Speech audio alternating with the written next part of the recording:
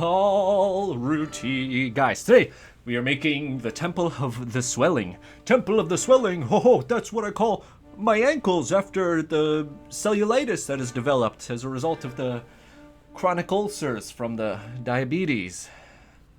Okay, that might not have landed, but I refuse to stoop down and wrestle in that mud that is the ungentlemanly, puerile, crass humor that would be the humor that I engage with if I were to make the obvious Temple of the Swelling joke. Anyway, okay, so it is required of every Temple of the Swelling player that they take at least 1 unit of rootlings, so let's just get started with that. First, you have to ethically source some free-range organic STL files. I'm going to go with the Warp Miniatures Indigo and Magenta Terrors from their Demons of Change set. My scheme here is to paint them as though the tendrils of flame are instead tendrils of root vegetable. Now let's talk about thought process. What was I thinking when I started crafting these guys? Well, I was thinking about Blood Bowl, and how it is the greatest skirmish war game to have ever been made, and how its gameplay makes Mordheim look like mindless Ameritrash in comparison. In Mordheim, all you do is you mash your dudes together and then roll a bunch of dice. Blood Bowl is for intellectuals. It has far more nuanced and interesting decisions that you have to make. And I was thinking about, what would a Blood Bowl knockoff look like for Turnip28? And my first thought was like a massive mob football Shrove type of deal, where each team was made up of like 500 dudes and the goals were on opposite sides of the city. But painting 500 dudes would be impossible, basically, or at least take a very, very long time. So then I was thinking, well, how about we just make it 6mm instead? Which, this is probably my most inspired concept. I think the idea of a 6mm massive sport war game could be cool, but I can't even really envision how it would actually play or how it would be fun. And plus, come on, the game, the universe, is Turnip28, not Turnip6.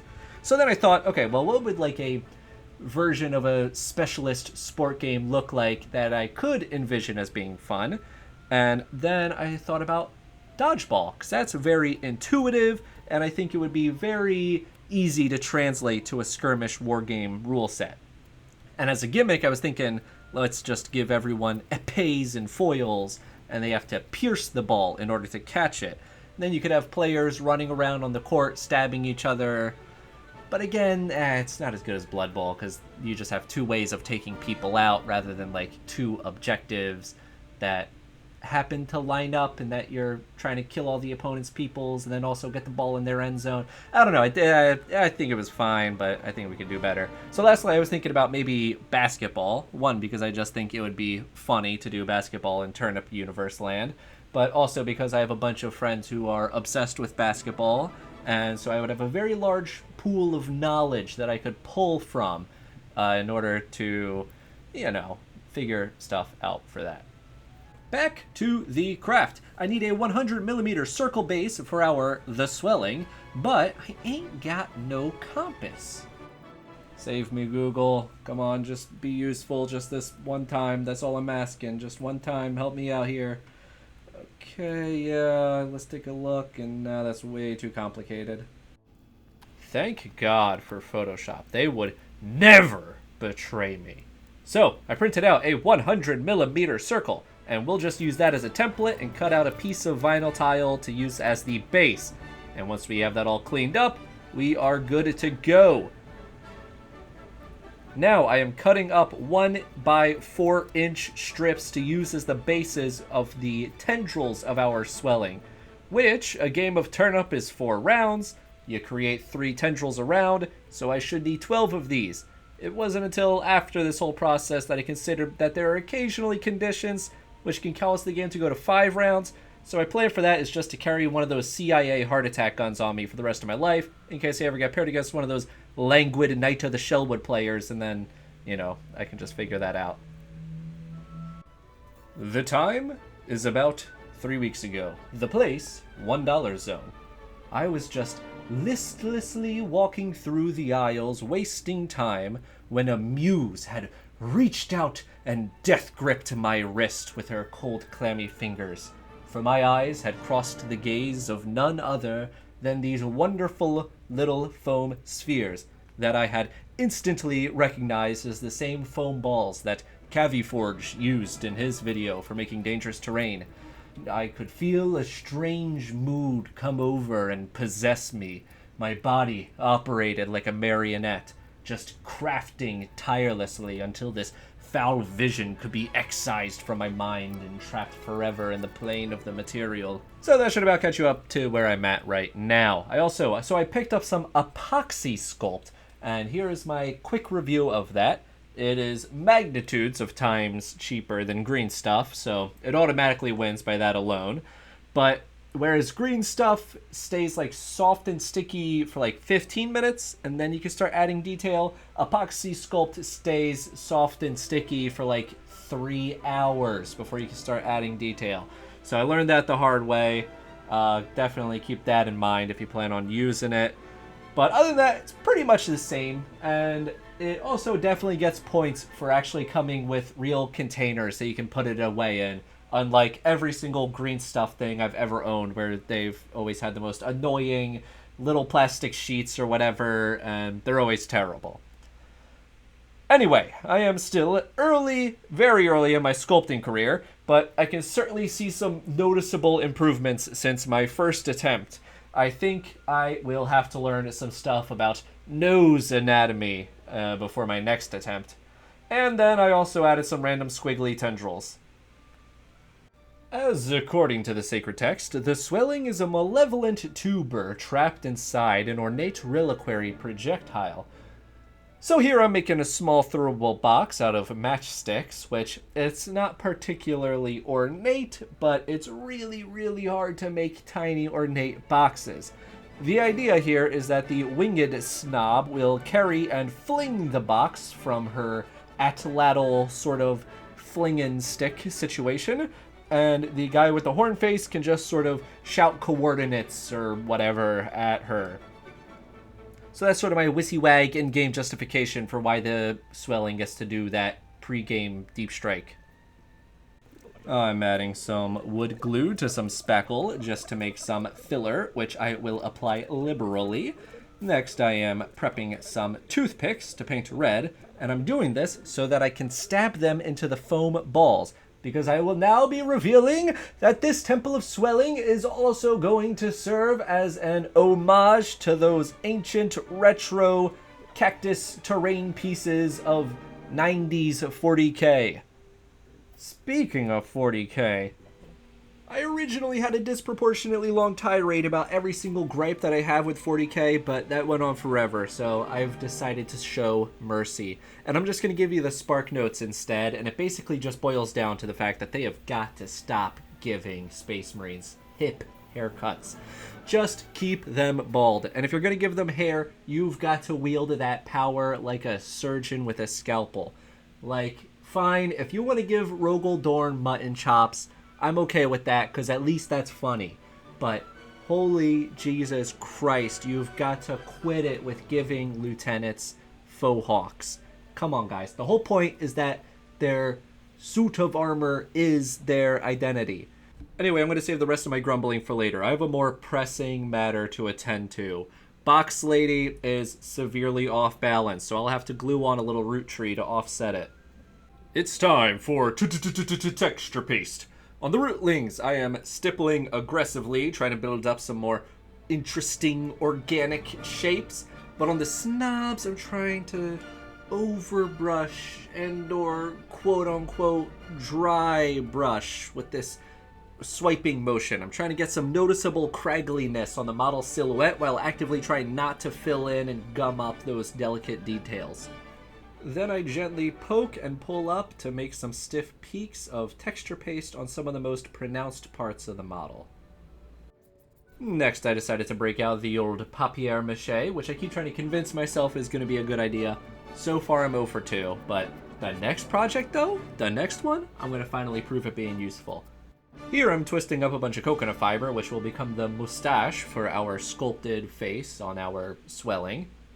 Then I stabbed in a bunch of armature wires to become the rooty connecty bits.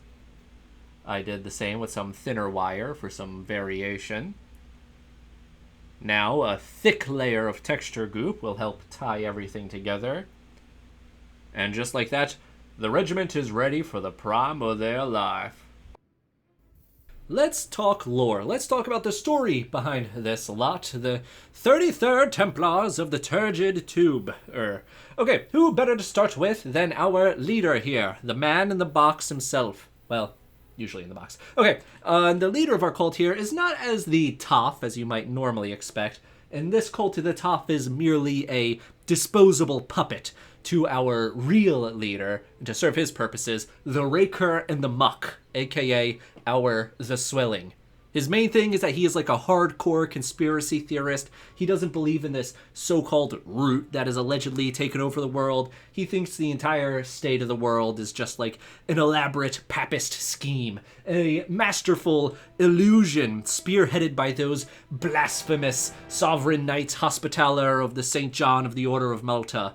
It should be noted that he believes this despite clearly having a body composition of 99% root vegetable. So, he just like rambles on about Talleyrand and Leipzig and Borodino, and everyone else who's listening is just like, I have no idea what this guy is talking about, but he's got that je ne sais quoi. So, you know what? Let me join his cult. So, next up, we have Box Lady and Hornface. They are conjoined twins, kind of like Basket Case. Hornface, he grew up and became a painter, and then, their dad died, so he had to come back, and they went on a coach ride together, where they had this whole, bonding experience, and it was, a whole feel-good story, and then Hornface basically agreed to, take care of his cognitively disabled sister, and, all was well, and they were going to have, a George and Lenny situation going on, but then in the sequel, Hornface's wife, they tried to just go along with the whole situation, but Box Lady, she was just really demanding, not of her own, volition or anything, just of circumstance. So there was just a lot of resentment growing between Hornface and his wife, and eventually, he was feeling kind of lost and confused, and he found all these tracks that he was reading, and he thought he was figuring out the whole truth of the world. So he starts just falling down this whole rabbit hole, and he starts going on his Michael Douglas type of arc. Then, he and Box Lady, they run off and they join this cult. He abandons all his wife and his children and all of them. And Box Lady, she was born with this natural penchant for carrying boxes. So they join this militant cult where the leader has to be transported by being carried in a box. So, they just very quickly rise up the ranks because they just have a lot of synergy. And then they all lived happily ever after. And then last but not least, we have our rootlings, the Tuber Meinhof group. They are sommelier aficionados of fine wine and spirits, and they are on a mission to find the best vintage ever brewed. But, they don't care about the legs and the body and the nose of a wine. They are purely concerned about a spirit's flammability and explosive properties. And you might be thinking, well, why aren't these characteristics displayed at all in even the slightest visual way on the rootlings? And that's because I believe and trust in the intelligence of my audience, and I think you guys can understand nuance and subtlety, and you don't need every implication shoved in your face.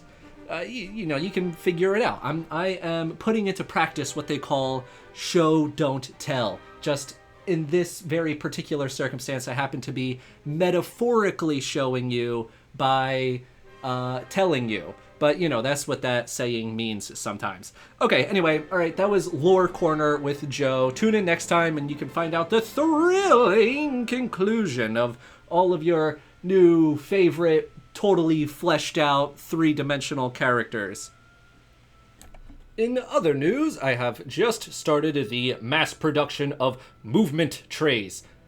I'm just gonna throw some muddy textured goop on that, And now the hosts of the Bland Armée are fully operational and ready for combat. Now, enough about that. I think we are finally ready to see the fruits of our labor.